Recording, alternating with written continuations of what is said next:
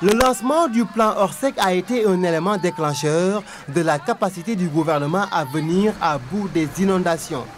Et c'est le Premier ministre Souleymane Ndéné Ndiaye qui est lui-même allé braver les eaux en banlieue pour constater l'ampleur des dégâts. La situation sur place est là visible. Les eaux perturbent la quiétude des populations. Le gouvernement a déjà pris des dispositions avec la mise en place de stations de pompage comme celle du kilomètre 14 qui fonctionne 24 heures sur 24 et consomme 800 litres de carburant par jour. Celle de la route des Niayes qui souffre du trop-plein d'eau en provenance de la station de Niétimbar. Devant une telle situation, le gouvernement veut coûte que coûte alléger la souffrance des populations.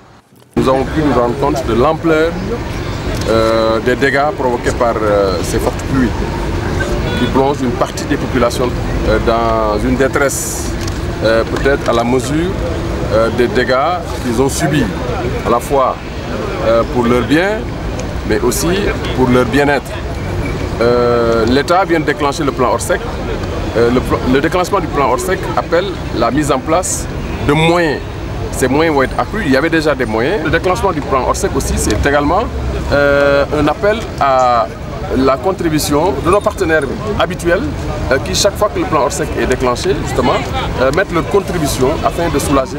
La pluie étant imprévisible, l'État du Sénégal avait déjà construit des bassins de rétention qui ont été d'une utilité perceptible, car absorbant de grandes quantités d'eau de pluie. S'il n'y avait pas eu ces bassins-là, les dégâts auraient été plus importants. Elles sont dans les eaux depuis 72 heures. Certaines d'entre elles ont été obligées de décamper et d'aller vivre ailleurs. Nous les comprenons. Je pense que quand le président de la République prenait la décision de créer le plan Jaxaay, c'était justement pour permettre que l'État puisse loger les populations qui étaient sous les eaux.